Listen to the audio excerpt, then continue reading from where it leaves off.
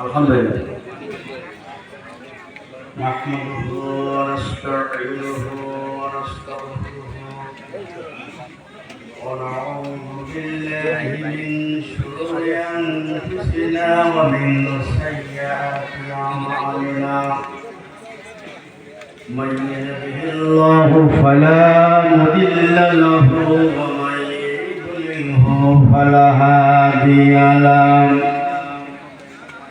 ونشهد أن لا إله إلا الله وحده لا شريك له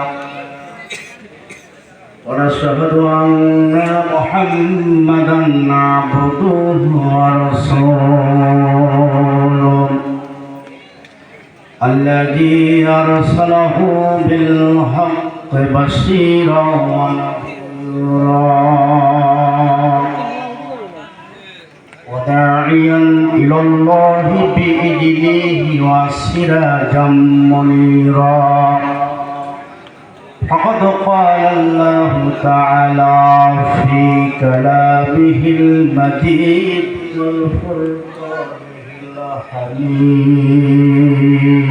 الحميد أعوذ بالله من الشيطان الرجيم بسم الله الرحمن الرحيم إن الله وملائكته يصلون على النبي يا أيها الذين آمنوا صلوا عليه وسلموا تسليما درود شريف اللهم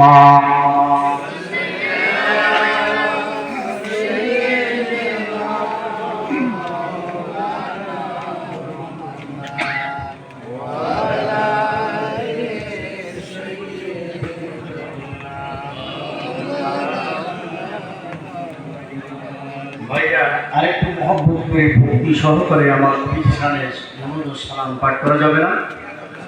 তাহলে মহব্বত করে ভক্তি করে সকলে প্রাণ করে আল্লাহুম্মা সাল্লি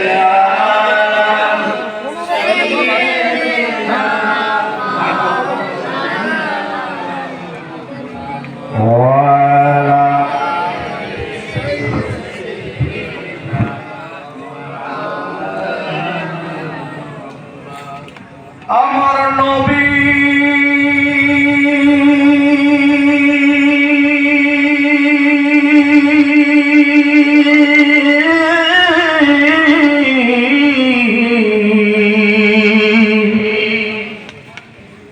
বিশ্ব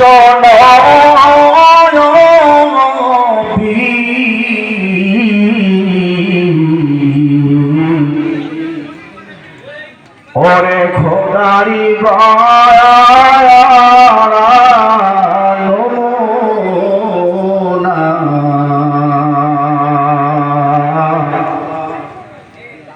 জগৎ জোড়া মায়ের নায়ামটি প্রাণ জোড়ানো আমেনা আল্লাহুম্মা জোরে মোহব্বতে সকলে প্রাণ জুড়ে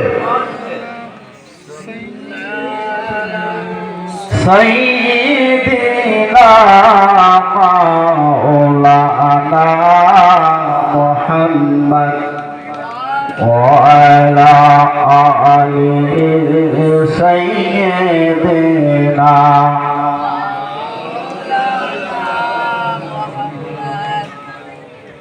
নূর নবীজির নূরের গায়ে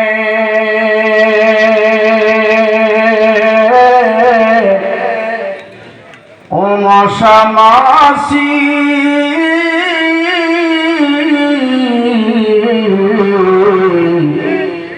বসত না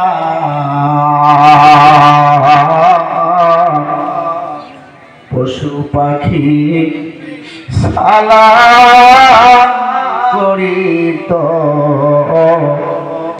সাপে সোতে কাটত না আল্লাহুম্মা সাল্লি আলা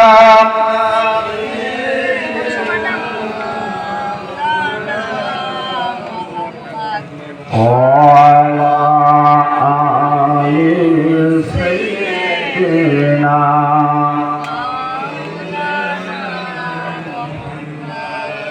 সবাই পড়ি লা ইলাহা ইল্লাল্লাহ আরো জোরে লা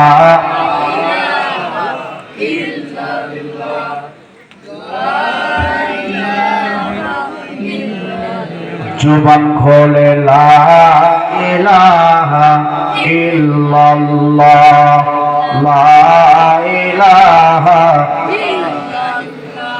ला इलाहा इल्लल्लाह मुहम्मदुर रसूलुल्लाह सात জান্নাত বানাইলো ওরে সাত জান্নাত বানাইলো ও মনের মতো সাজাইলো আজরাইল আসিয়া বলে আজরাইল আসিয়া বলে জান্নাত দেখা হবে না পড়ুন লা ইলাহা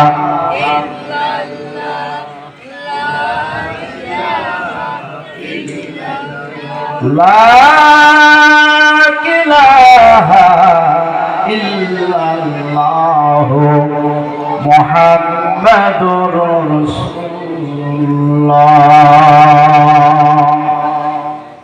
সকলে পড়ি সাল্লাল্লাহু আলাইহি ওয়াসাল্লাম। সম্মানিত আজকের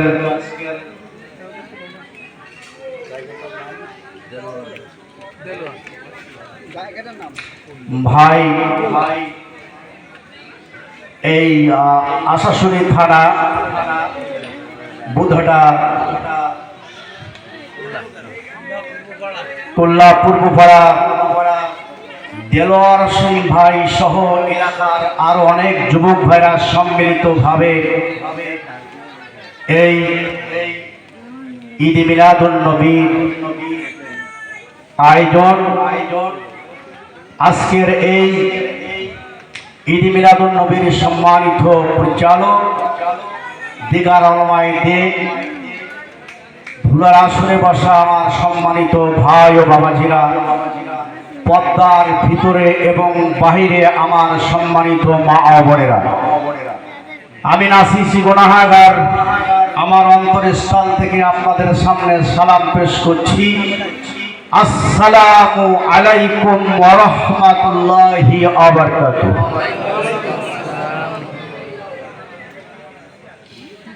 মহান আল্লাহ পাকের দরবারে লাখো কোটি শুকর আদায় করি। পবিত্র মাসে রবিউল আউয়ালের চাঁদে নবীর জন্ম মৃত্যু মাসের শেষ পর্যায়ে আল্লাহ তাআলা আমাদেরকে অনুষ্ঠানে আসার তৌফিক দিয়েছেন, এজন্য সেই মহান প্রভুর দরবারে শুকর আদায় করছি আলহামদুলিল্লাহ। আর একটু জোরে বলি আলহামদুলিল্লাহ। আর প্রশংসা করি সেই মহান প্রভুর যে হাবিবে মুহাম্মদ রাসূলুল্লাহ সাল্লাল্লাহু আলাইহি সাল্লামকে সৃষ্টি না করলে আসমান জমিন গ্রহ নক্ষত্র চন্দ্র সূর্য পাহাড় পর্বত নদী নালা সাগর উপসাগর তথাপি আসমান এবং জমিনের ভিতরে আল্লাহ তাআলা কিছু সৃষ্টি করত না। সেই নবীর শানে লক্ষ লক্ষ দুরূদ ও সালাম সকলে পড়ি সাল্লাল্লাহু আলাইহি ওয়াসাল্লাম। আরো প্রশংসা আদায় করি বিগত দিনে এমন কোরআনের মাহফিল ইন্তজাম করতে হলে বিভিন্ন নেতা কর্মী এবং থানায় অনুমতি নেওয়া লাগতো। কথা বলেন ঠিক কিনা? বিভিন্ন নেতা কর্মীর কাছ থেকে অনুমতি নেওয়া লাগতো, থানার থেকে অনুমতি নেওয়া লাগতো। সে সমস্ত সব বরদাস্ত করে উৎখাত করে সব পতন হয়ে জালেম সরকার পতন হয়ে স্বৈরাচারী সরকার পতন হয়ে আজকের এই স্বাধীন মুক্ত বাংলাদেশে কোরআনের কথা ওপেন বলা যাচ্ছে। এই জন্য আমরা শুকর আদায় করি আলহামদুলিল্লাহ। আর আলহামদুলিল্লাহ। আমার প্রিয় দর্শক ভাইরা, জালেম সরকার স্বৈরাচারী সরকার পতন হয়েছে, আপনারা খুশি না বেজার? কে কে খুশি একটু হাত তোলেন।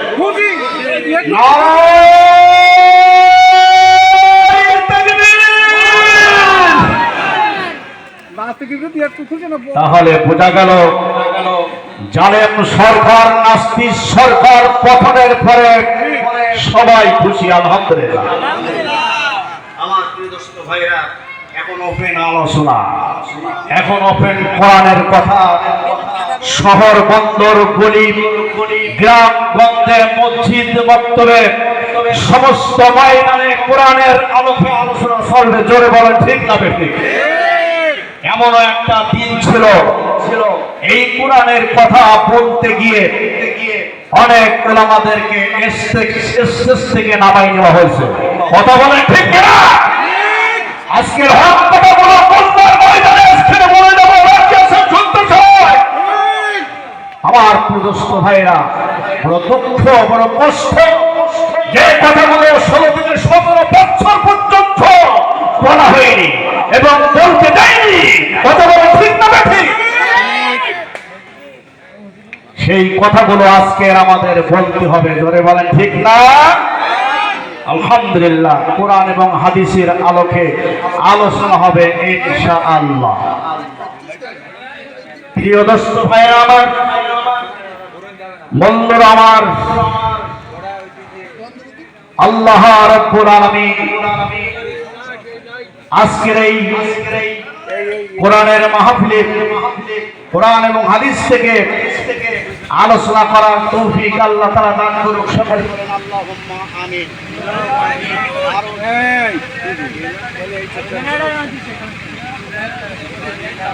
চলতেছে না, কি হবে?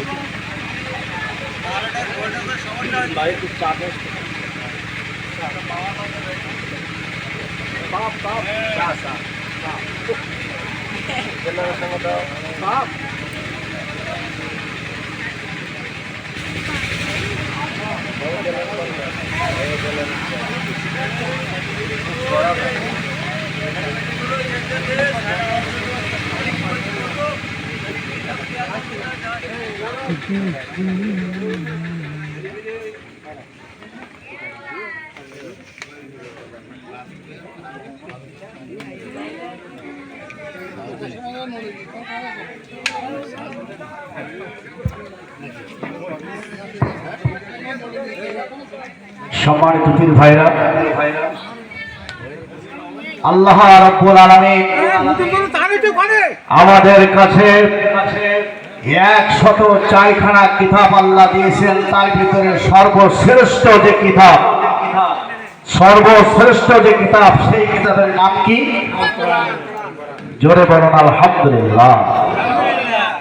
আমার প্রিয় বন্ধু ভাইরা, এই বিগত কোরআনের বিরোধিতা যারা করেছে, ইসলামের বিরোধিতা যারা করেছে, তাদের আল্লাহ পাক একের পর এক পতন করেছে।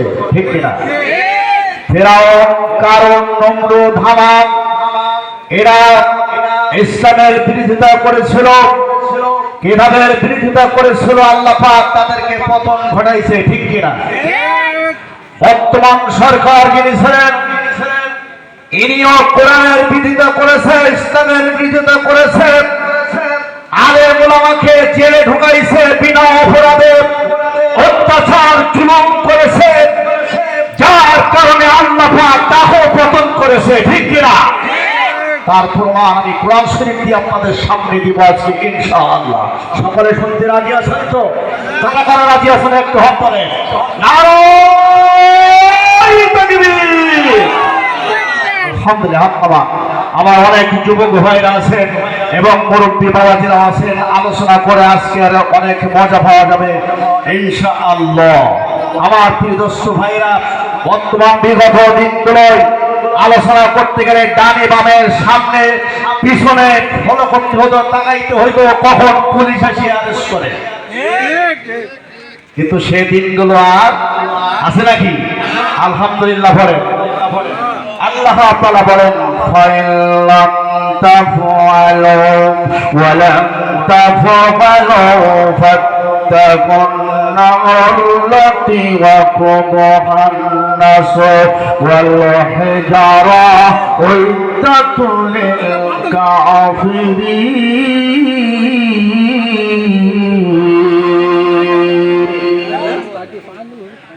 আল্লাহ তাআলা বলেন, তোমাদের কোরআন কিনে যে সন্দেহ হয়, এই কোরআন থেকে একটা আয়াত, একটা জবর, একটা তাজিদ, একটা পেশ, একটা জজম তোমরা বানাও, তৈরি করো না, তোমাদের পক্ষে কারোর পক্ষে সম্ভব হবে না। আরব দেশের একজন বিখ্যাত কবি এই কোরআন থেকে আয়াত এবং জবরজের তাজিদ, পেশ, জজম, আয়াত নকল করার চেষ্টা করেছিল, সে চেষ্টা বৃথা, সব বৃথা হয়ে গেল। লাস্টে পড়ে নিয়েছিল লাইসা হাযা কালামুল বাশার, না না না না না না, এই কোরআন মানুষ রচিত না, এ কোরআন মানুষের জল্পনা কল্পনা করা কথা না, এ কোরআন মানুষের মানুষ না, এ কোরআন আল্লাহ রাব্বুল আলামিন তিনি পাঠিয়েছেন। জোরে বলুন সুবহানাল্লাহ। আল্লাহ এই কোরআনকে পাঠিয়েছেন, আর এই কোরআন শরীফকে হেফাজত করবে কে? একটু জোরে বলেন, আরো জোরে বলে। কোরআন শরীফ আল্লাহ পাঠিয়েছেন, হেফাজত করবে কে? জোরে বলুন সুবহানাল্লাহ। হেফাজত তিনি করছেন কিনা একটু খেয়াল করুন। কোরআনের বিরোধিতা যারা করেছে, ষড়যন্ত্র যারা করেছে, তারা সব ধ্বংস হয়ে গেছে। আল্লাহর কোরআন শরীফে আছে, জোরে বলেন ঠিক না বেঠিক? কিয়ামত পর্যন্ত এই কোরআন থাকবে। কোরআনের বিরুদ্ধে ষড়যন্ত্র করলে, আমার ভাইরা, বন্ধুরা আমার, ইসলামের বিরুদ্ধে ষড়যন্ত্র করলে ইসলাম ঠিক থাকবে, কালেমা ঠিক থাকবে, কোরআন ঠিক থাকবে, সব ঠিক থাকবে। যারা বিরোধিতা করবে তারা পতন হবে। দেখেন পতন হয়েছে কিনা। বর্তমান দেশের পরিস্থিতি নিয়ে একটু কথা বলতে হবে। শুনতে রাজি আছেন তো সকলে? আলহামদুলিল্লাহ। মোট 5 জন কোরআনকার ছিল, তার ভিতরে আমার ভাইরা আরো বহুত আছে, কিন্তু 5 জন হলো মেন। এই 5 জন মেন, তার ভিতরে নাম্বার 1 হলো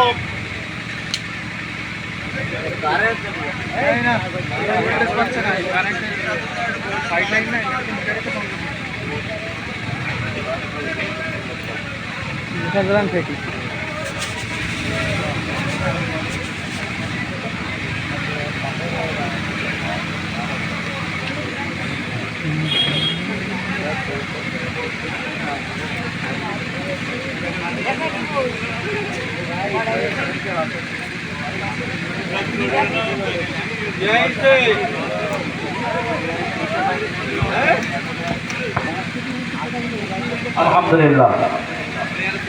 আমার প্রিয় দোস্ত ভাইরা, 5 জন মেন, তার ভিতরে নাম্বার 1 হলো কাদের খাওয়া। কি নাম বললাম? কাদের খাওয়া। আমার ভাইরা 2 নম্বর হলো ডিবি হারুন, আর 3 নম্বর হলো আসাদুল কামাল খান, আর 4 নম্বরে হলো কামরুল ইসলাম, 5 নম্বরে হলো হাবিবুল্লাহ। এই 5 জন কোরআনকারের জন্য আজকের পরিবেশ পরিস্থিতি আজকের এতদূর পর্যন্ত হয়েছে, ঠিক কিনা কথা বলে?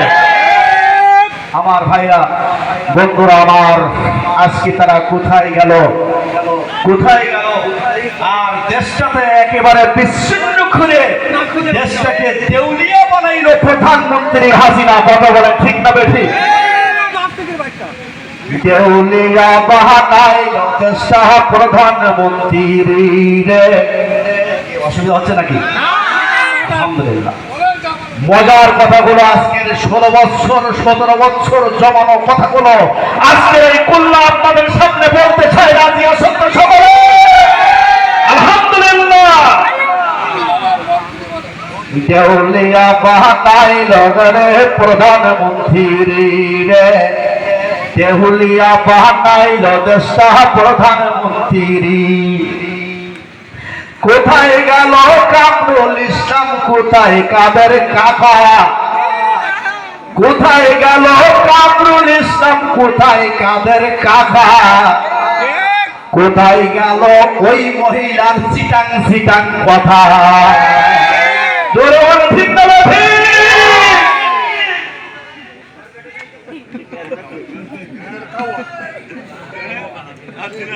সব কিছু হবে ইনশাআল্লাহ। আমার ভাইরা,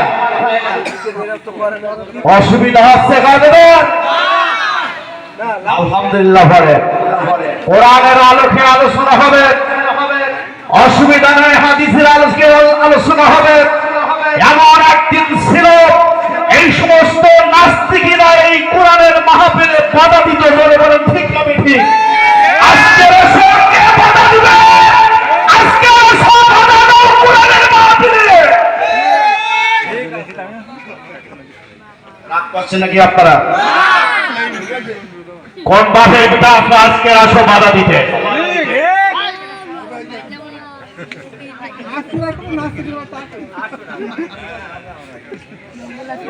আমার প্রিয় বন্ধুরা, ভাই আমার, তাহলে সর্বশ্রেষ্ঠ কিতাবের নামটা কি? আল কোরআন। জোরে বলেন, নামটা কি? আল কোরআন।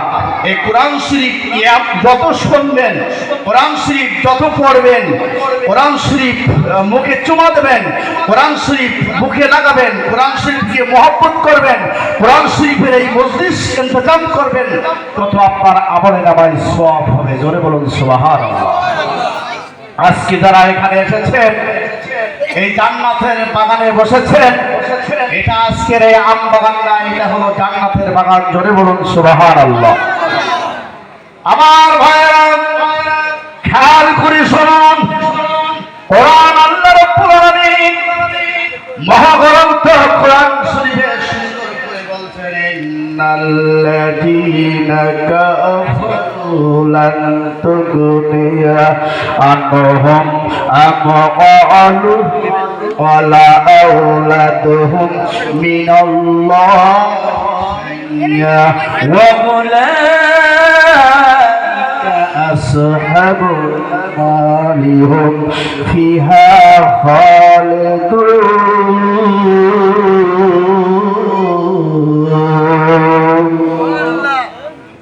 আমার প্রিয় দর্শক ভাইরা, বন্ধুগণ, যখন বিগত দিনে কোরআনের মাহফিলে আসলে, স্টেজে আসলে ডানে বামে যারা থাকতেন, হুজুর একটু সাবধানে আলোচনা করে বলতো কিনা? স্লিপ দিতেন, এইভাবে আলোচনা করবেন, এইভাবে আলোচনা করবেন, এইভাবে স্লিপ দিত, এভাবে পয়েন্ট বলে দিত। প্রিয় দর্শক ভাইরা, ছেলে আর মেয়ে যখন বিবাহ হয়, আপনাদের এলাকার কথা বলি, আপনার এই মহল্লা এলাকায় যখন একটি বিয়ে হয় ছেলে আর মেয়ে, আমার দর্শক ভাইরা, বিয়ে হওয়ার আগে, বিয়ের আগে বিয়ে পড়ায় যে হুজুর লেখে, যে রেজিস্টার, এই বিয়ের আগে উকিল লাগে, সাক্ষী লাগে, লাগে কিনা? আমার দোস্ত ভাইরা, বন্ধুরা আমার, এখন বিয়ের আগে সাক্ষী লাগে, উকিল লাগে, রেজিস্টার লাগে, যিনি বিয়ে পড়াবেন হুজুর লাগে, আরো সাক্ষী লাগে।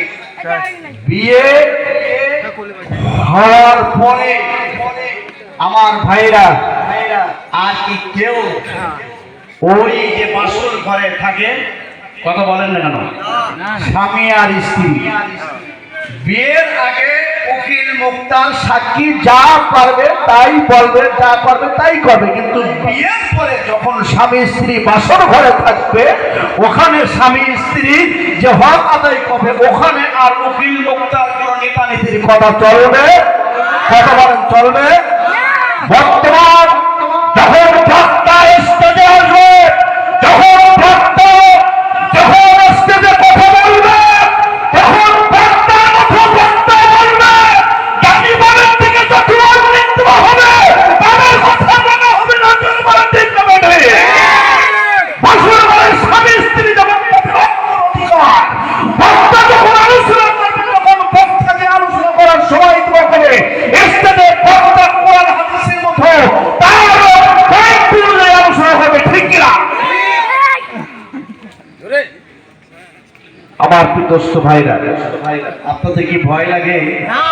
ভয় লাগার সেই দিনটা এখন আছে না, কিন্তু এই দিনটা বিগত ছিল আমার ভাইরা। তার থেকে আল্লাহ পাক আমাদেরকে মাফ করেছেন, রিহাই দিয়েছেন। এই জন্য আর একবার আলহামদুলিল্লাহ বলেন, আর একবার আলহামদুলিল্লাহ বলেন।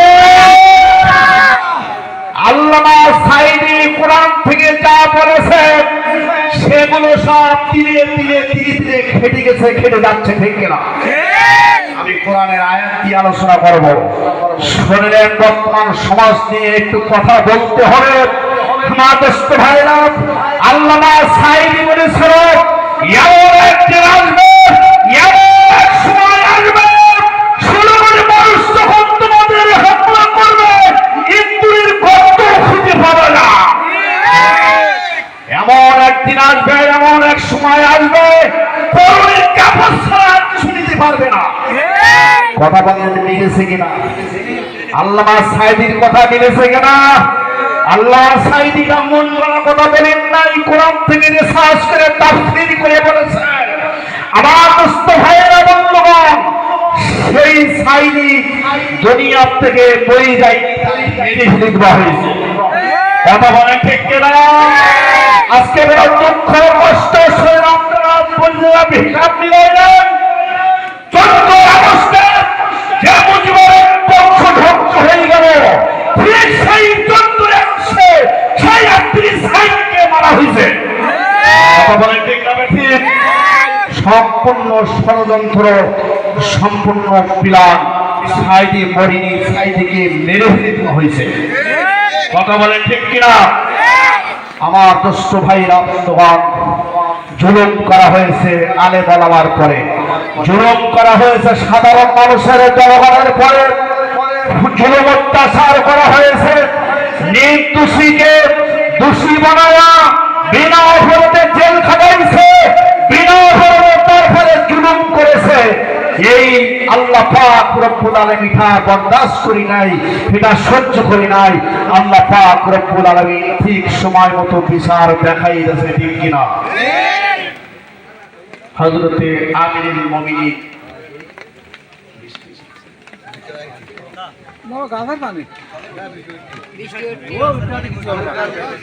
আমার ভাইরা, আমিরুল মুমিনিন খলিফাতুল মুসলিমিন হযরতে ওমর ছিলেন একজন নেতা। কে ছিলেন? নেতা। কেমন নেতা? এই নেতার কথা আপনারা শুনবেন, এই নেতার কথাটা শুনবেন। আলহামদুলিল্লাহ, একজন নেতা ছিলেন, শুধু নেতা না, তিনি ইমামও ছিলেন। আমার দোস্ত ভাইরা, বিশ্বনবী মুহাম্মদ রাসূলুল্লাহ সাল্লাল্লাহু আলাইহি সাল্লাম বলেছেন, আমার পরে যদি আর কোনো নবী হতো, আমার পরে আর যদি কোনো নবী আসতো বা নবী হতো, তার নবী হতেন হযরতে ওমর। ঠিক কিনা কথা বলেন? তাহলে আল্লাহ রাসূলের কথা মারাত্মক কথা, অত্যন্ত কঠিন কথা। যে রাসূলের পরে যদি কোনো নবী হতো তাহলে হযরতে ওমর হতো। জোরে বলেন ঠিক না বেঠিক? এই কেমন বিচার করতেন? কোরআন দিয়ে বিচার করতেন, কোরআন দিয়ে বিচার ফয়সালা করতেন। কেমন বিচার শুনুন আমার ভাইরা। বর্তমান সমাজে বিচার হয় কেমন, নেতা নেত্রীরা কেমন বিচার করেছে, আর হযরত ওমর রাদিয়াল্লাহু তাআলা আনহু কেমন বিচার করেছেন। আমার দোস্ত বন্ধুগণ ভাইরা, হযরত ওমর রাদিয়াল্লাহু তাআলা আনহু হাম্মামখানা, এই হাম্মামখানার চারিপাশের ওয়ালটা ঠিক করা ছিল, কিন্তু টাকার অভাবে হাম্মামখানার ছাদটা কমপ্লিট করতে পারেনি। টাকার অভাবে আমার বন্ধুগণ ওই হাম্মামখানার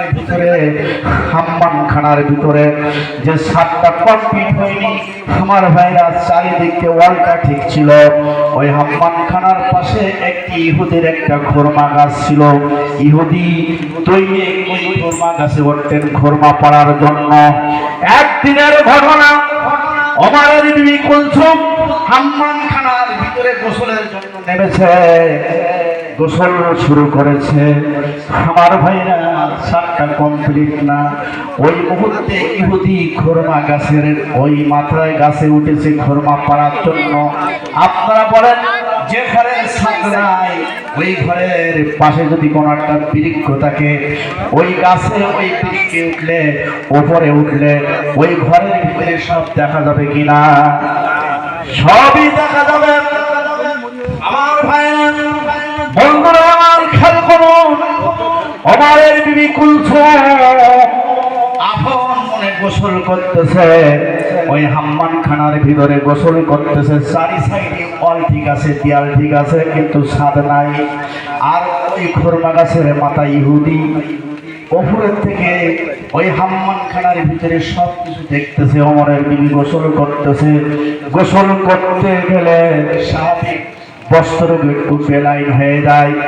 ভাইয়েরা আমার, মা বোনেরা আছেন কিনা জানি না, বৃষ্টিতে যদি থাকেন খেয়াল করি শোনেন। আমার আম্মা জানেরা, আপনাদের এলাকায় হয়তো এটা সিস্টেম নাই, আমার এলাকায় সিস্টেমটা আছে। সিস্টেম হলো মা বোনেরা পুকুর থেকে গোসল করে ভিজা কাপড়ে পানি চলে আসে। আসে কি না? আপনাদের এলাকায় হয়তো তাই। পুকুরের থেকে আম্মা জানেরা গোসল করে ভিজে কাপড়ে রাস্তা দিয়ে বা পুকুর থেকে আপনার যখন গোসল করে উঠে আসবে ভেজা কাপড়ে, যদি কোনো পুরুষের সামনে পড়ে, খেয়াল করুন ভালো করে, যদি কোনো পুরুষ লোকের সামনে পড়ে তাহলে কত পরিমাণ গুনাহ হাদিস শরীফের ভিতরে সেটা প্রমাণ দিয়ে দিচ্ছি। যদি কোনো মহিলা ভিজা কাপড়ে গোসল করে ভিজা কাপড়ে বাড়ির দিকে আসতেছে, পুরুষের সামনে পড়েছে, আমার ভাইরা বন্ধুগণ, এবার চোখ পড়ে গেছে, নজর পড়ে গেছে, ওখানে জিনা করলে যে অপরাধ, যে গুনাহ হয়, সে পরিমাণ গুনাহ তার আমলে নামায় লেখা হয়। নাউজুবিল্লাহ বলে। সাধারণ শুকনা কাপড়ে আম্মা জানেরা যখন থাকে তখন এক পর্যায়ে একটা দেখা যায়, আর যখন ভিজা কাপড়ে থাকে তখন আরেকটা দেখা যায়। ঠিক কিনা কথা বলে আমার দোস্ত ভাইরা? এজন্য ওমরের বিবি কুলসুম ওই হাম্মামখানায় গোসল করতেছে।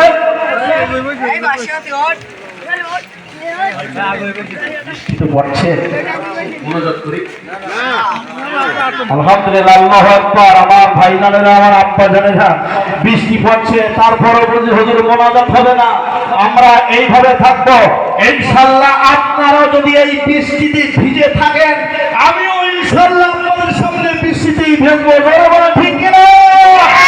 আল্লাহ রহম করুন। জোরে বলেন আল্লাহুম্মা আমিন। আমার বন্ধুরা,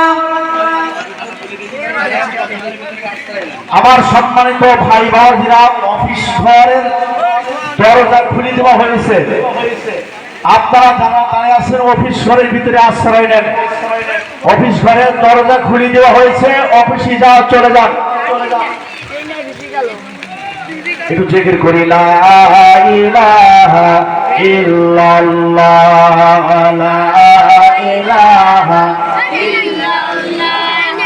লা ইলাহা ইল্লাল্লাহ, লা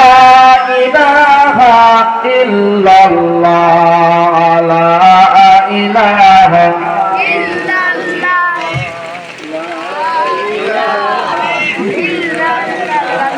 লা ইলাহা ইল্লাল্লাহ।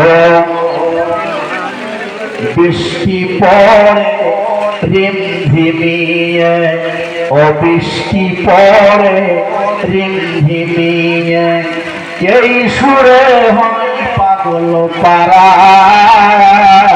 লা ইলাহা ইল্লাল্লাহ, লা ইলাহা, লা ইলাহা, লা ইলাহা ইল্লাল্লাহ মুহাম্মাদুর রাসূলুল্লাহ সাল্লাল্লাহু আলাইহি ওয়াসাল্লাম।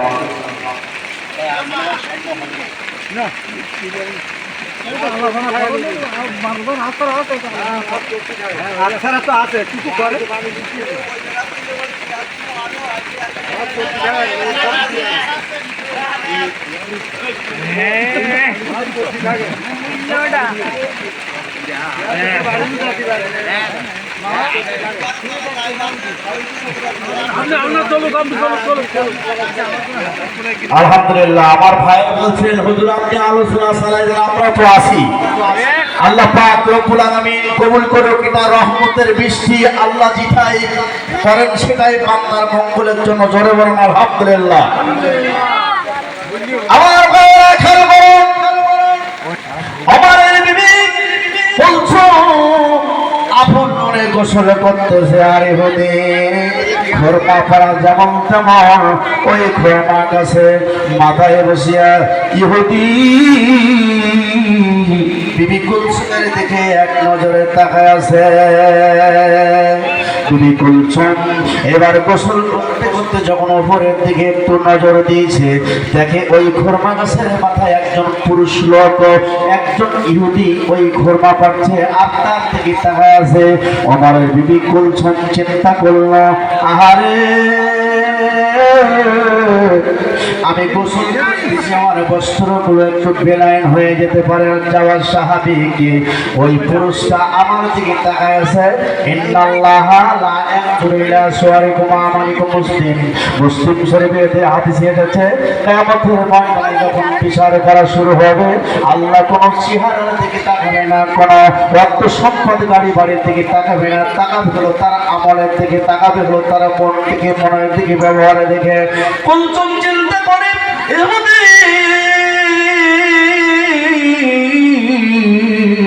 আমার প্রসঙ্গটা দেখেছে, হাসরের ময়দানে আমি আল্লাহর কাছে কি জবাবখানা দেব, আমি আল্লাহর কাছে কি হিসাবখানা দেব। আমার ভাইরা, আমাদের বিবি কুলসুম চিন্তা করিয়া গোসলের কাজটা খুব তাড়াতাড়ি সারিয়া ও ঘরের ভিতরে যাইয়া ফ্রেশ হইয়া একটা তীর বাইর হইয়া ওই হাম্মামখানার ভিতরে আবার প্রবেশ করেছে। ইহুদি বাবা ওই গাছের মাথায় এভাবে আছে। কোন বিবি কুলসুম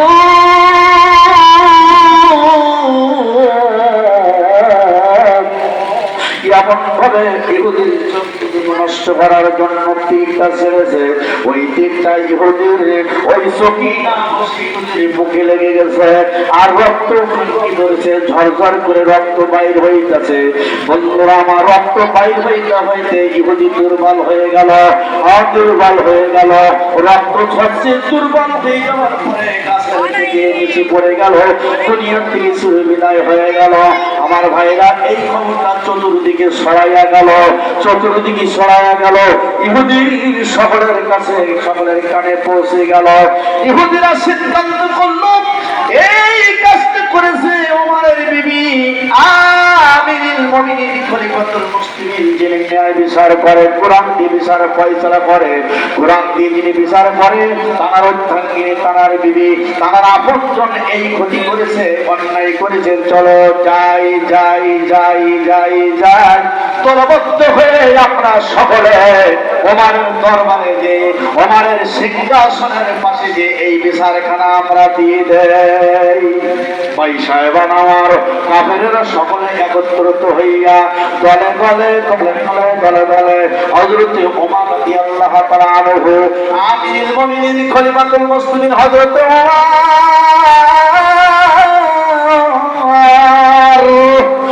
যখন সিংহাসনে বিচার করা শুরু করেছেন, কোরআন দিয়ে বিচার ফয়সালা করতেছেন, ঠিক এমন অবস্থায় এই সময় কাফেরেরা দলে দলে পালে পালে ওমরের সিংহাসনের পাশে হাজির হয়ে গেছে।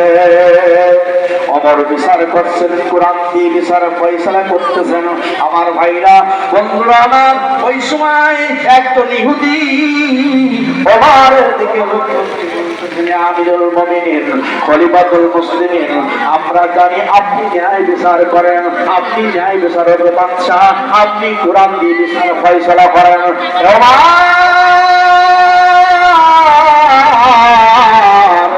আপনার বিবেক বলছো এমন একটা অন্যায় করেছে, এমন একটা অপরাধ করেছে,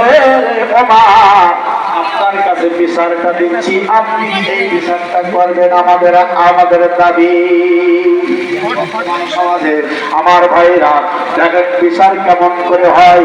একজন ধনী লোকের ছেলে মেয়ে যদি বিচার করে কোন রকম ফাঁসফুস হয়ে যায়, আর একজন গরিব লোকের ছেলে মেয়ে যদি অন্যায় অত্যাচার করে, আমার ভাইরা, যে ঠ্যাক সোজা করে হাঁটতে পারে না সে যায় বাসকল দিতে। কথা বলেন ঠিক না বেঠি?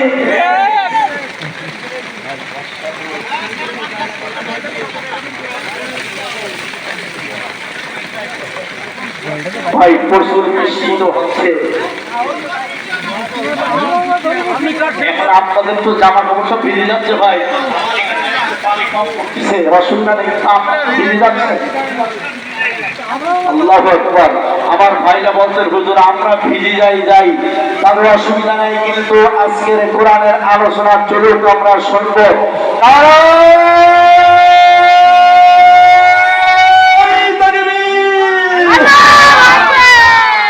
কোরআনের আলো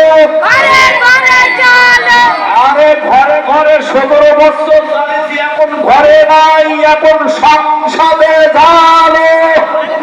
আল কোরআনের আলো সংসদে জানো, আল কোরআনের আলো ইসলামের শত্রুরা, ইসলামের শত্রুরা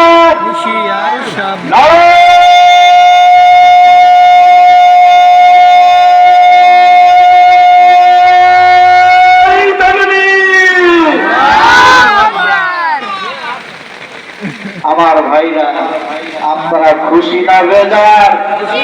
আলহামদুলিল্লাহ বলেন।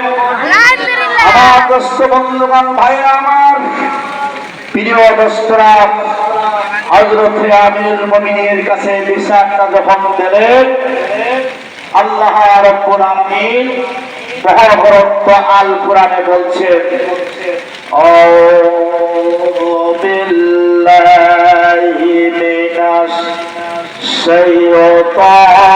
শাইতানির রাজীম, বিসমিল্লাহির রাহমানির রাহিম,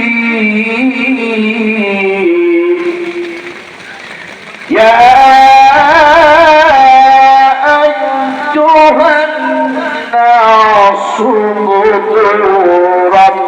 ربكم الذي خلقكم والذين من قبلكم لعلكم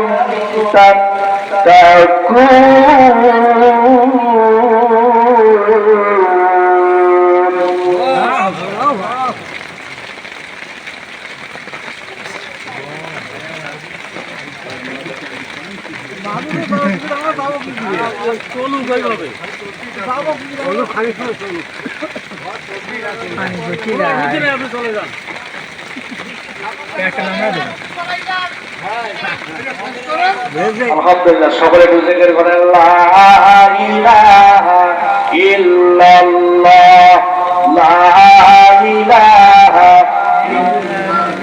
আরো জোরে লা ইলাহা ইল্লাল্লাহ লা ইলাহা ইল্লাল্লাহ লা ইলাহা ইল্লাল্লাহ লা ইলাহা ইল্লাল্লাহ মুহাম্মাদুর সকলে পড়ুন সাল্লাল্লাহু আলাইহি সাল্লাম।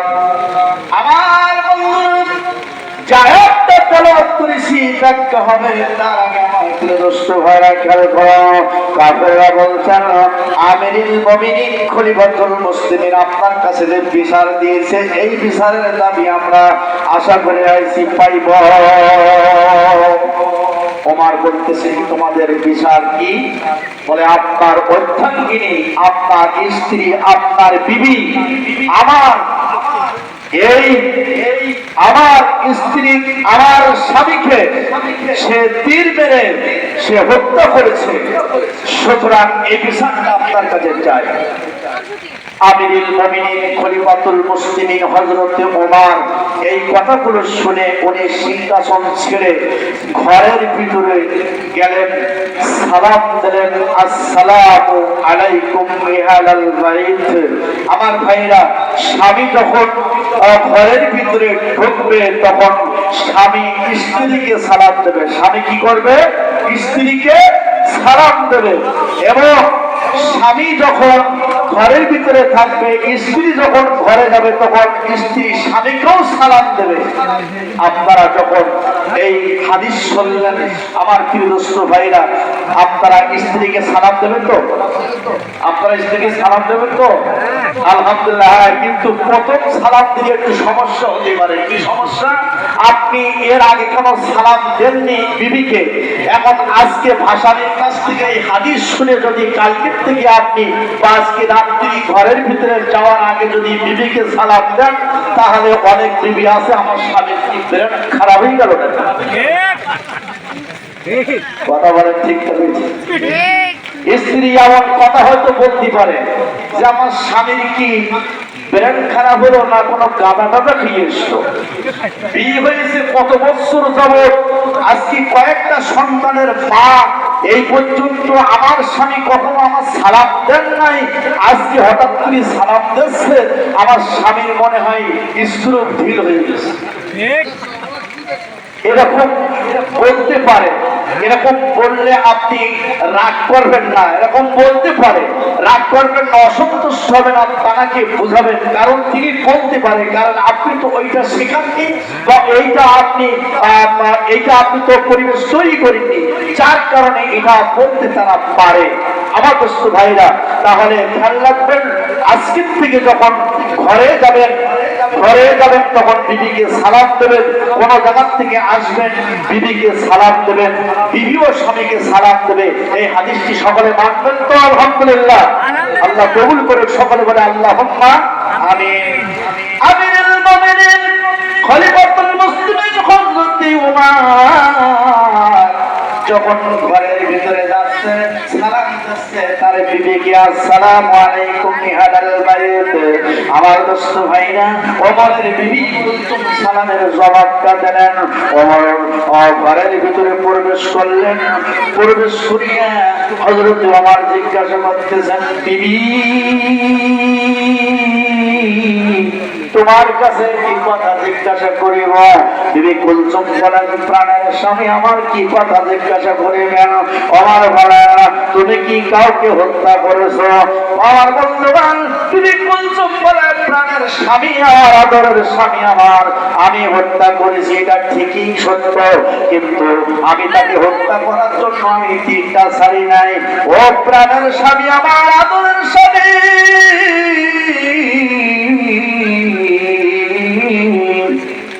হাদিস শরীফে পাওয়া যায়, যখন মহিলারা মারা যায় তখন মহিলাদের কাপড় কয়খান লাগে? কথা বলেন, কখন কাপড়? আরে আপনাদের এই এলাকায় মহিলা মরিনি এখন? আমার তো মনে হচ্ছে যে আপনাদের এলাকায় কোনো মা বোন এখনো মরিনি, কারণ আপনারা বলতে পারছেন না যে মহিলার মারা যাওয়ার পরে কয়খানা কাপড় লাগে। কয়খানা লাগে? 5খানা লাগে। কোথানা? 5খান। আর পুরুষ লোক মারা যাওয়ার পরে কাফনের কাপড় কয়খান লাগে? 3খান লাগে। আমার দোস্ত ভাইরা, মহিলাদের পুরুষের চেয়ে বেশি কয়খান? 2খান। এই 2খানা কেন লাগে? এই 2খানা কেন লাগে? আমার আম্মা জানেরা যদি থাকেন এই বৃষ্টিতে তাহলে একটু খেয়াল করুন, কানটা একটু এদিকে দেবেন। আমার সম্মানিত আম্মা জানেরা মারা যাওয়ার পরে 5খানা কাপড় লাগে, আর পুরুষ মারা যাওয়ার পরে 3খানা লাগে। 2খানা কাপড় বেশি আম্মা জানদের লাগে। এই 2খান কাপড় কোন জায়গায়? এই 2খান কাপড় হলো একটা বুকের আর একটা চুলের, অর্থাৎ মাথার। আমার বাবাজি ভালোই খবর রাখে। একটা কাপড় হলো চুলের, মাথার, আর একটা হলো বুকের। এই 2খানা কাপড় এক্সট্রা লাগে, বেশি লাগে, আর সব ঠিক আছে। কিন্তু আমার বাপ জানেরা শুনে নেন, আম্মা জানেরা শুনে নেন, মারা যাওয়ার পরে এই 2খান কাপড় দিলে হবে না। একখানা বুকের কাপড় আর একখানা মাথার কাপড়, এই 2খানা এক্সট্রা মারা যাওয়ার পরে দিলে হবে না। মারা যাবার আগে এই 2খানা কাপড় আপনার দিতে হবে মাথায় এবং বুকে। ধরে বলেন ঠিক না বেঠে? কিন্তু যে 2টা কাপড় অত্যন্ত প্রয়োজনীয়, যে 2টা কাপড় অত্যন্ত দরকার, সেই 2টা কাপড় আমার আম্মা জানেরা অনেকে পরার আগে ব্যবহার করে না। এমন মা বোনের আম্মা জানেরা করলই নাই। এখানে আছে, আল্লাহ তাদেরকে হিদায়াত নসিব করুক। সকলে বলেন আল্লাহুম্মা আমিন। তাহলে আমার মা বোনদের যে 2টা কাপড় বেশি লাগে মারা যাওয়ার পরে, একটা হলো বুকে আর একটা হলো মাথা। এটা মারা যাওয়ার আগে এই 2টা কাপড় অবশ্যই রাখবে, বুকের আর মাথার। কিন্তু সেই কাপড় 2টা থাকে না, বুকেও থাকে না, মাথায়ও থাকে না। কাপড় কুচাইয়ে ভাড়াসি ব্যাগ ঘাড়ে ঝুলাইয়ে এই কুল্লার মোড়ে কোমর তুলাইয়ে যায়, আর বারবার পিছন থেকে ঘুরে ফিরে তাকাই তাকে কোনো ক্ষতির লেগেছে কিনা। ঠিক আছে, রাগ করছেন না? এমন মা বোন আপনার এলাকায় নেই, এটা খুব ভালো।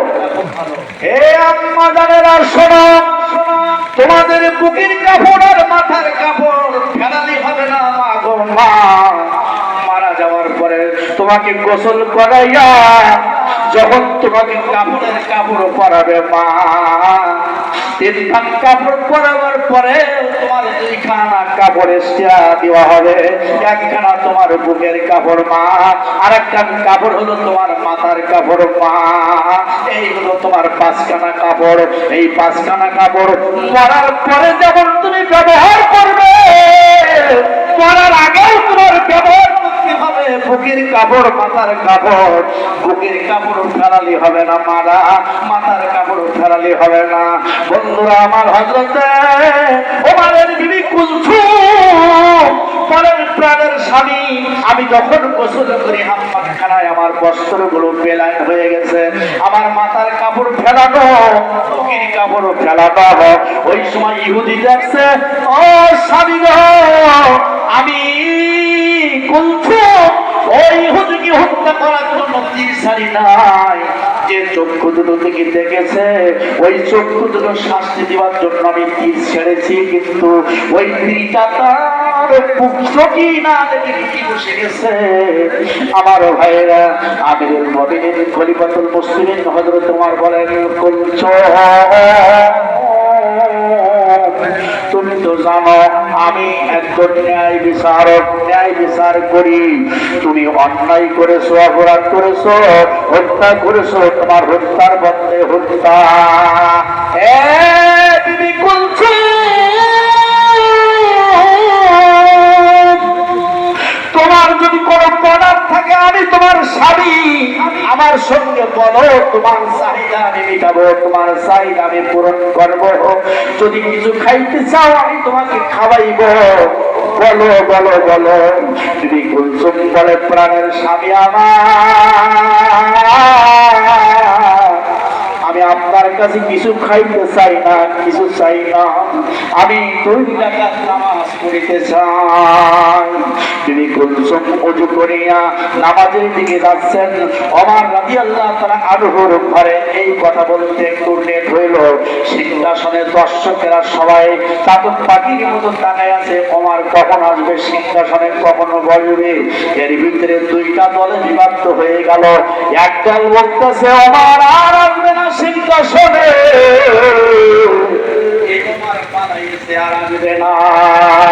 একদল বলতেছে যেমন বলেছিল বিগত নেতারা, আমরা পালাই না। বলে নাই যে আমরা পালাই না, আমরা পালাই না। যদি পালাই তাহলে ফখরুলের বাড়িতে উঠব। নাওয়া বলছিল ঠিক কিনা, কথা বলে ঠিক কিনা? আমার দোস্ত ভাইরা, বন্ধুরা আমার খেয়াল করো, স্বামী পালায়ে বড়কা পরে। স্বামী কি বলি পালায়, কি বলি পালায়, কথা বলে বড়কা। স্বামী পালাই বড়কা পরে, সালমান কাছে দাড়ি, ওবায়দুল কাদের যায়নি তো ফখরুলের বাড়ি। কথা বলে ঠিক হবে? স্বামী পালাই বড়কা পরে, সালমান কাটে দাড়ি,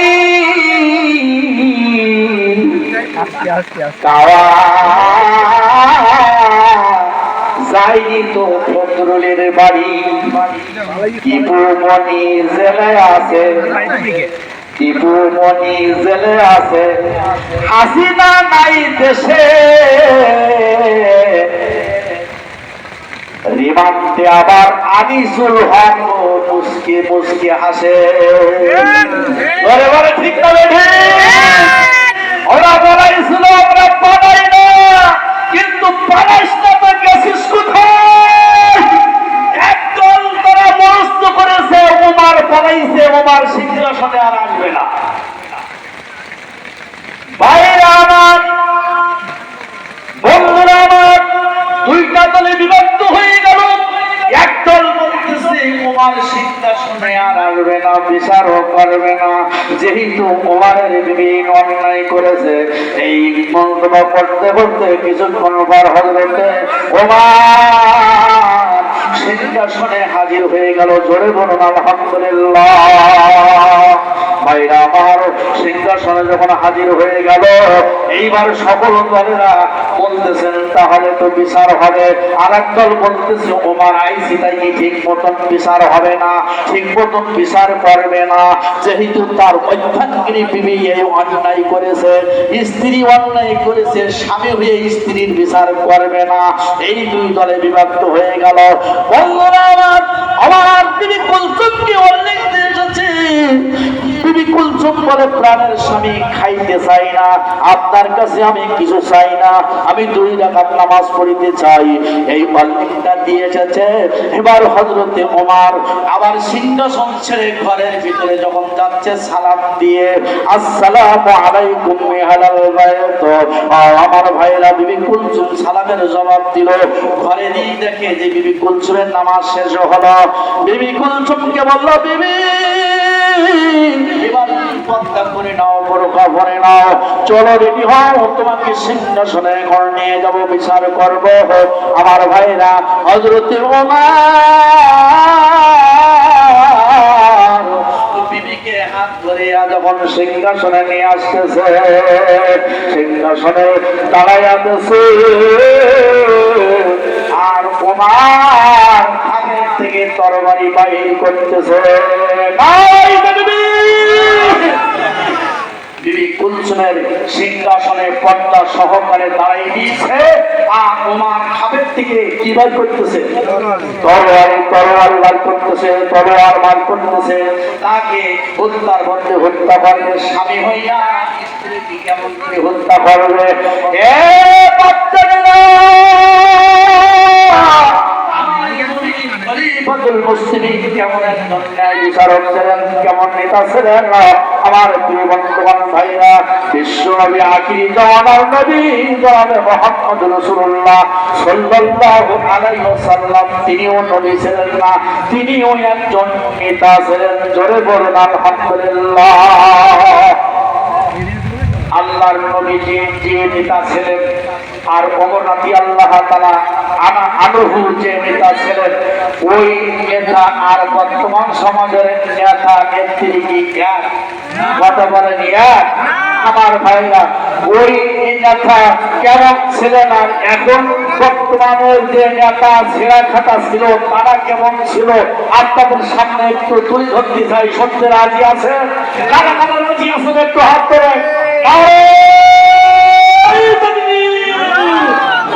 আমার ভাইরা, আজকের এই আলোচনা সুন্দর জমানোর একটা নিয়াত ছিল, আপনাদেরই ছিল, আমারও ছিল। কারণ বহু আশা করে এসেছিলাম যে 17 বছরের জমানো কথা আজকের খুলনা গ্রামে সকল যুবকদের সামনে, সকল মুরব্বী বড়দের সামনে, সকল আত্মা জানদের আজকের 17 বছরের এই মনের ব্যথা কথা আজকের বলে আসবো। কিন্তু আল্লাহর রহমতের বৃষ্টি দিয়েছে, তারপরে এই বৃষ্টি আপনারা এখনো বসে আছেন।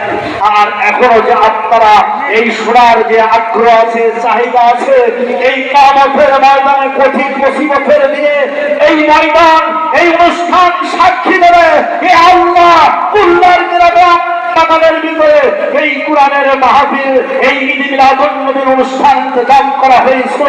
তোমার বান্দা বান্দীরা বৃষ্টিতে ভিজে ভিজে ওখানে বসে তোমার কোরআনের কথা শ্রবণ করেছিল।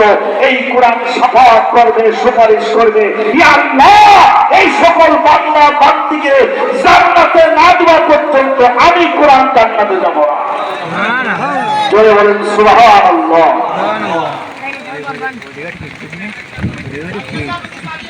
আমি তো যাবো ভাইজান, কিন্তু আপনারা তো ভিজে যাচ্ছেন। আল্লাহু আকবার। সবাই একটু জিকির করি লা ইলাহা ইল্লাল্লাহ।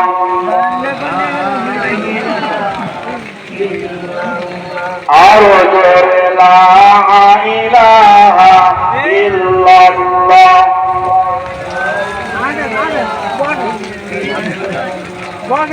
লা ইলাহা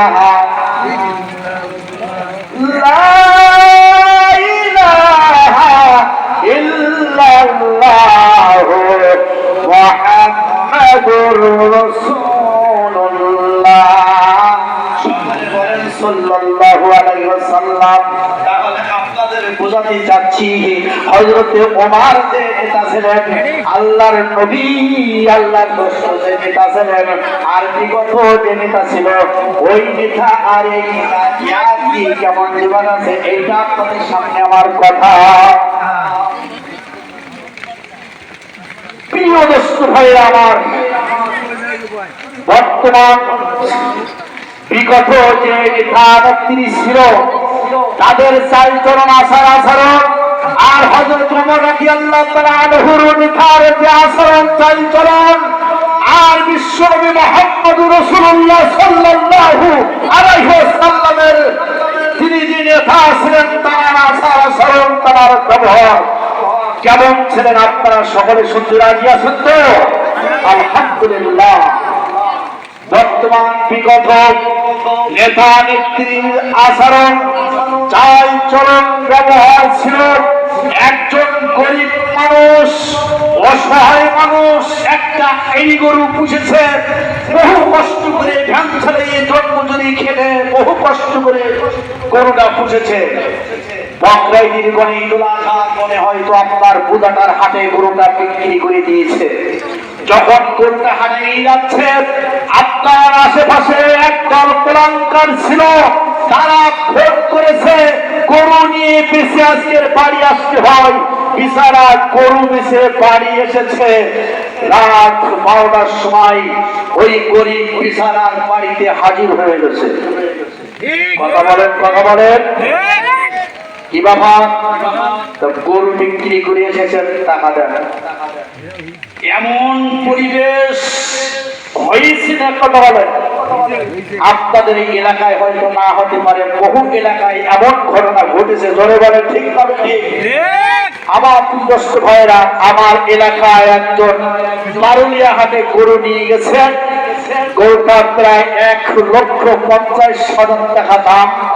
আমার ভাইরা, গরুটা হাটে যখন নিয়েছে তখন ওই সমস্ত কলাঙ্কার, ওই সমস্ত নেতা নেত্রীগুলো দেখছে, তারা জল্পনা কল্পনা পরিকল্পনা করে রেখেছে, হাটে নিয়ে গেছে।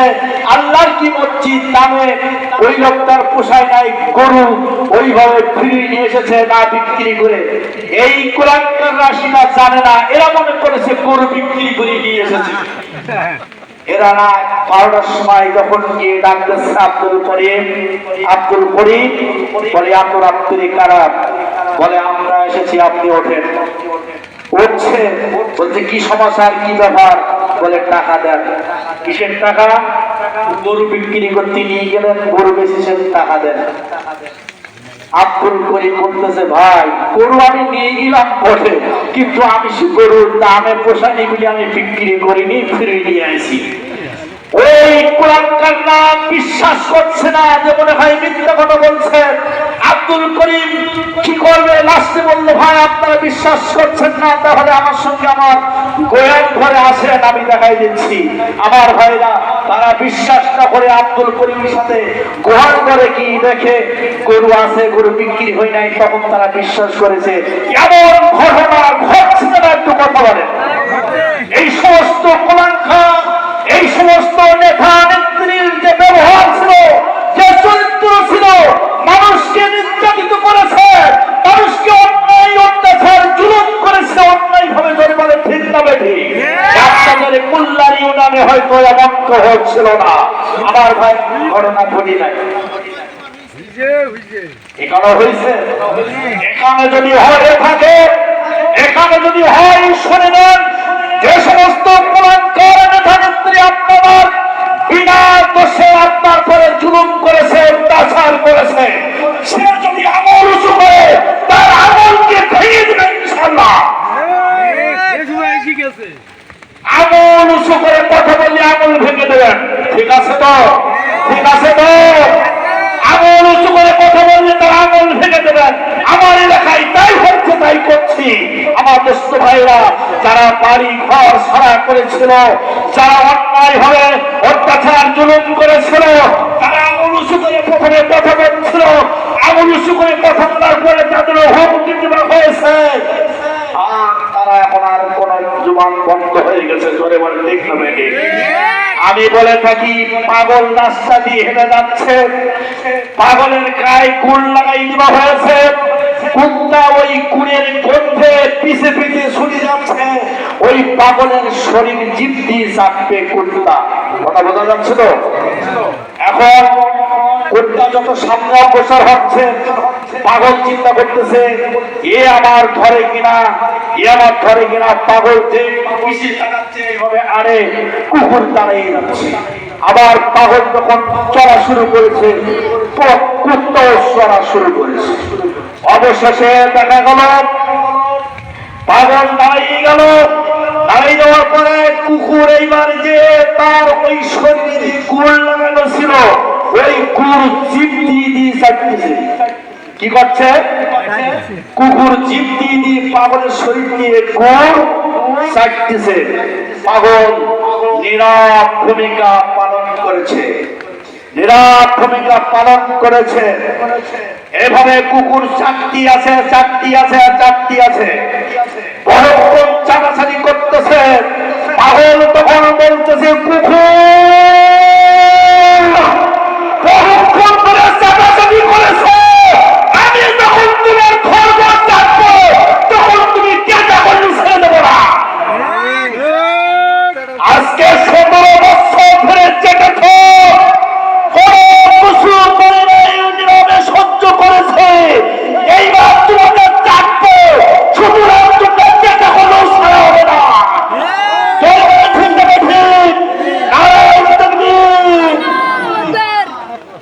যাচ্ছে তাই আল্লাহু আকবার বলে, হুজুর কেউ রাগ করবে না। আলহামদুলিল্লাহ বলেন। আলহামদুলিল্লাহ বলেন।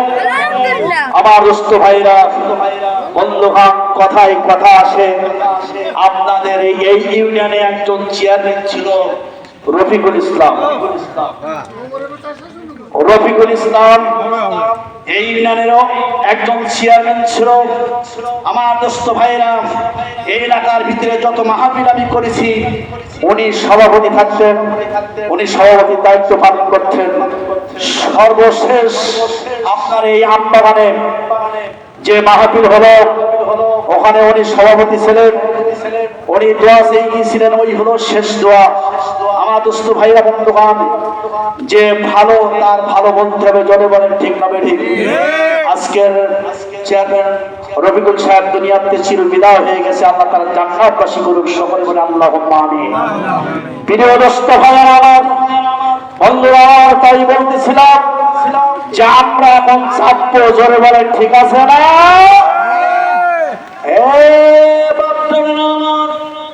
আল্লাহ রাব্বুল আলামিন মহাগ্রন্থ কোরআন শরীফের ভিতরে কি বলছেন, হাদিস শরীফের ভিতরে কি বলছেন শুনে নেন। ওয়ান আবি হুরায়রা রাদিয়াল্লাহু আনহু ক্বালা রাসূলুল্লাহ সাল্লাল্লাহু আলাইহি ওয়াসাল্লাম ইন্নাল্লাহা লা ইয়ানজুরু ইলা সুআলিকুম ওয়া আমাকুম মুসলিম। বুখারী মুসলিম শরীফে এই হাদিসটি বর্ণনা এসেছে। আবু হুরায়রা থেকে হাদিসটি বর্ণিত হয়েছে। ব্যাখ্যা করার আগে শুনে নেন আমার বন্ধুগণ, হযরত ওমর রাদিয়াল্লাহু আনহু কেমন নেতা ছিলেন, আমার নবী কেমন নেতা ছিলেন, আর বর্তমান নেতা নেত্রীদের একটু কার্যকলাপ দেখতে হবে। আমার বন্ধুগণ, মক্কা নগরে আমার ভাই কাবা ঘরের ভিতরে যে মূর্তি ছিল কয়টা? 360টা মুক্তি ছিল। ওমরের বিচার আপনাদের ফয়সালা করে দেব খুব দ্রুত। ওমরের বিচারটা ওখানে রেখে আমার নবী কেমন নেতা ছিলেন একটু খেয়াল করুন আমার বাচ্চারা। 360টি মুক্তি ছিল। ওই সময় আবু সুফিয়ান, আবু জেহেল, আবু লাহাব, উকবা, সাইবা তারা ওই কাবা ঘরের ভিতরে ঢুকে তারা ওই ইবাদত তাদেরকে পূজা দিত, সবকিছু তারা করত। ভাইরা আমার, এখন তারা কিভাবে ইবাদত করতো শুনে নেন। তারা যখন কাবা ঘরের ভিতরে থাকতো, কাবা ঘরের ভিতরে যখন ঢুকতো, কারোর করণে থাকতো না, সব উলঙ্গ অবস্থায় থাকতে হতো। কাপড় সব খুলে ফেলতো, কাপড় খুলে ফেলে উলঙ্গ অবস্থায় কাবা ঘরের ভিতরে প্রবেশ করতো, কাবা ঘরের ভিতরে তারা থাকতো।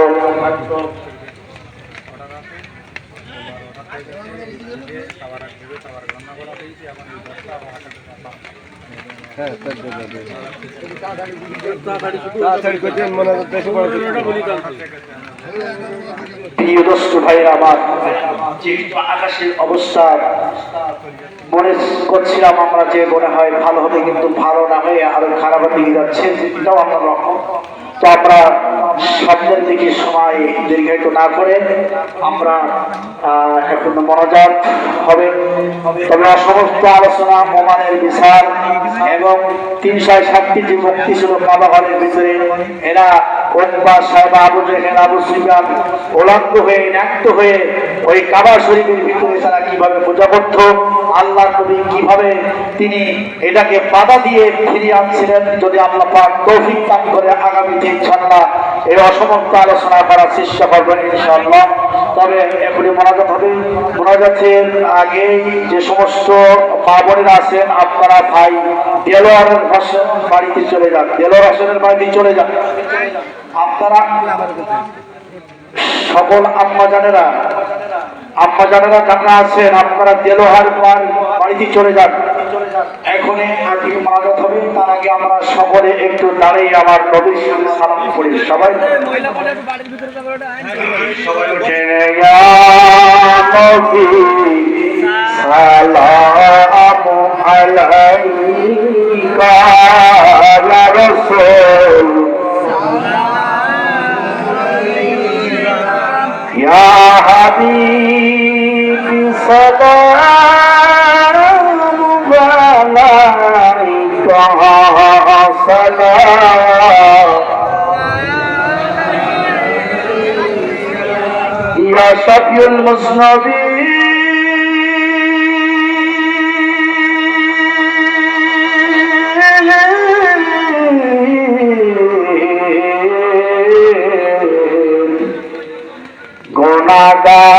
গুনাহগার উম্মত বলে দিও না মোদের ঠেলে ফেলে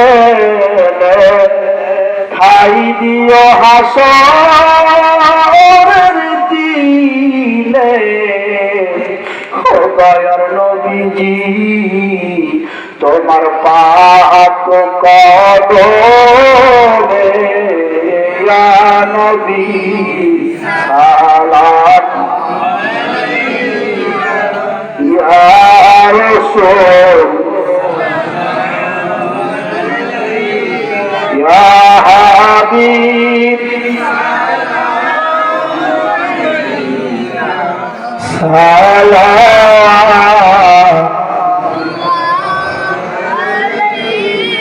ইয়া রাহমাতাল লিল আলামিন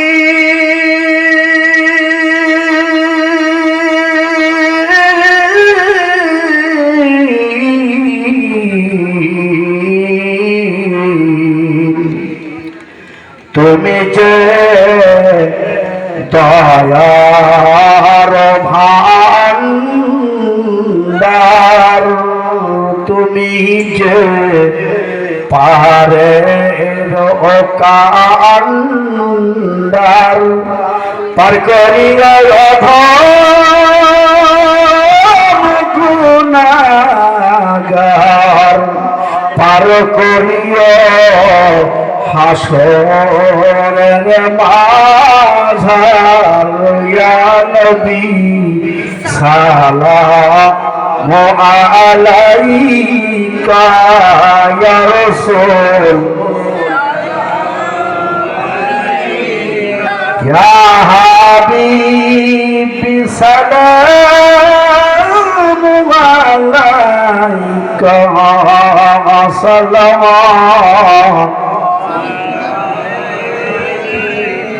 ইয়া রব সালাম বড় বুঝি তখন বিপরাপ্তি মদাম বলাহল অলা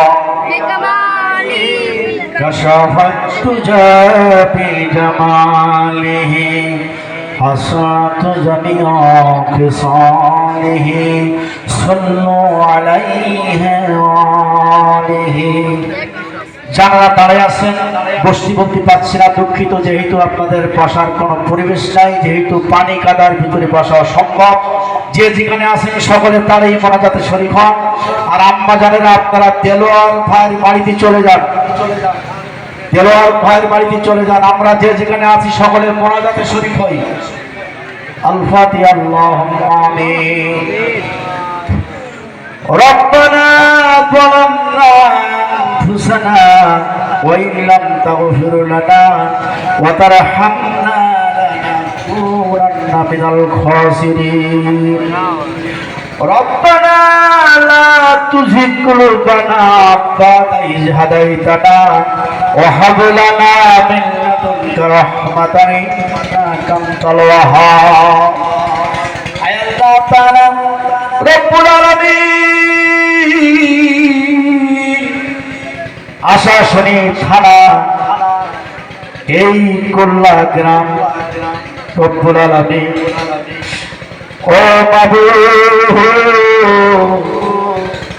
তোমার বাংলা বাঙালিরা ডানি বামের সামনে পিছনে পাগলের মতো দাঁড়িয়ে বসে আছে।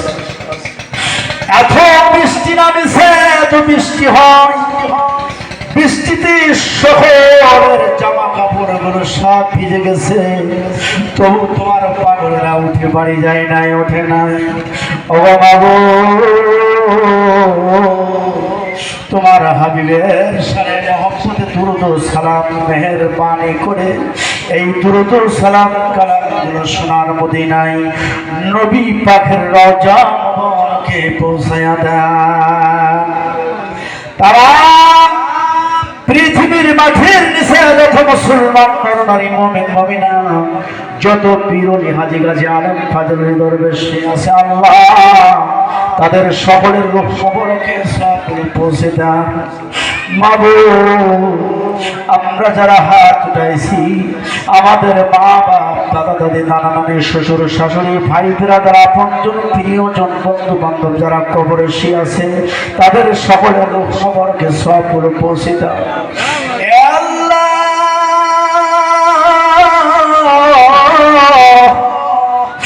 এই অনুষ্ঠানে তোমার বহু বান্দা বান্দিরা একত্রিত, আল্লাহ সকলে হাত তুলেছে। আল্লাহ বিভিন্ন স্থানে বসিয়া, বিভিন্ন স্থানে দাঁড়াইয়া, যেহেতু বসার কোনো পরিবেশ নাই, এই পানি কাদার ভিতরে তারা যে যেখানে দাঁড়িয়ে আছে, সকলে তোমার দরবারে হাত দুখানা তুলেছে।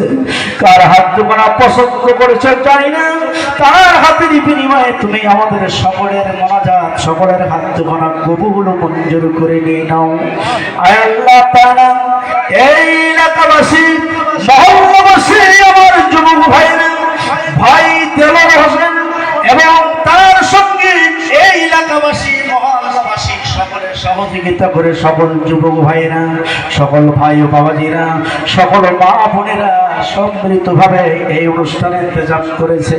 কেউ চাউল দিয়েছে, টাকা দিয়েছে, পয়সা দিয়েছে, শ্রম দিয়েছে। আল্লাহ মাবুদ, তাদের এই সকলের দান সদকাগুলো তুমি কবুল ও মঞ্জুর করে নিয়ে নাও। আয় আল্লাহ তাআলা রব্বুল আলামিন, প্রতি বছর এই কোরআনের মাহফিল এখানে ইন্তজাম হয়, প্রতি বছরে না এবছরে হলো, আল্লাহ তুমি কবুল ও মঞ্জুর করে নাও। আগামী বছর আরো ইঞ্চি বড় আকারের সুন্দর সৌন্দর্য হয় এমন ব্যবস্থা তুমি করে দিও। আয় আল্লাহ তাআলা রব্বুল আলামিন, তোমার শাহী দরবারে ফরিয়াদ জানাই, আমাদের এই মোনাজাত খানা তোমার দরবারে তুমি কবুল ও মঞ্জুর করো। ঈমানের সাথে রাখিও, ঈমানের সাথে আমাদের মৃত্যু দিও। আয় আল্লাহ তাআলা, সর্বশেষ ফরিয়াদ জানাই মাবুদ, আল্লাহ আমরা সকলে দেখতে চাই কোরআনের আইন গোটা দেশের ভিতরে, সকল বাংলাদেশের ভিতরে তোমার জমিনে চালু হয় এমন ব্যবস্থা করে দিও। সঠিক একটা আল্লাহ সকলের দেশের ভিতরে তুমি পয়দা করে দিও। তোমার নবী পাকের তুফানে আমাদের এই মোনাজাত কবুল করো। রব্বানা তাকাব্বাল মিন্না ইন্নাকা আনতাস সামিউল আলিম ওয়া তুব আলাইনা ইন্নাকা আনতাত তাওয়াবুর রহিম। রব্বিরহামহুমা কামা রাব্বায়ানি সগীরা। হুজুর, আমার ছেলে হাফিজি পড়ে, আমার ছেলে স্কুল পড়ে, পড়াশোনা করে দোয়া করবেন। আল্লাহ যে সকল ছেলেরা হেফজ পড়তেছে হাফিজি কোরআন, তাদের 30 পারা কোরআনের হাফিজ বানায়া দিও রব্বুল আলামিন। আল্লাহ পাক সকলের নাম জানি না, ভাই দেলোয়ার হোসেনের ছেলে কয়েক পারা কোরআনের পারা হাফেজ হয়েছে। আল্লাহ 30 পারা কোরআনের হাফেজ তারা বানায়া দিও। সাথে সাথে দোয়া করে এলাকায় মহল্লায় যে সকল ছেলেরা পড়াশোনা করতেছে, হেফজ পড়তেছে, মাদ্রাসায় পড়তেছে, স্কুল কলেজে পড়তেছে, সকলের প্রেরণা শক্তি তুমি ভালো করে দিও। আয় আল্লাহ তাআলা রব্বুল আলামিন, ভাই রফিকুল ইসলাম দোয়া চেয়েছি, তারা ছেলে বিদেশের মাটিতে থাকে। আল্লাহ মেহেরবানি করে ভাই রফিকুল ইসলামের ছেলের শরীরটা সুস্থ রাখিও, ভালো রাখিও। আল্লাহ সকল বিপদ থেকে হেফাজত করিও। আয় আল্লাহ তাআলা ভাই জাকির হোসেন একটু ছোটখাটো ব্যবসায়ী মানুষ, দোকানদার, আল্লাহ তাআলা তার ব্যবসা জন্য তুমি বরকত দিও, সকল বালা মুসিবত থেকে তুমি হেফাজত করিও। সকলের নাম জানি না, সকল যুবক ভাইদের আয় আল্লাহ সকলের দোয়া করি, মেহেরবানি করে তুমি এই মোনাজাত সকল যুবক ভাইদেরকে সম্মিলিতভাবে অনুষ্ঠান করার তৌফিক দান করে দিও। আর মরণের সময় আমাদের জীবনে এক কালেমা তৈবা জারি করে দিও, লা ইলাহা ইল্লাল্লাহু মুহাম্মাদুর রাসূলুল্লাহ।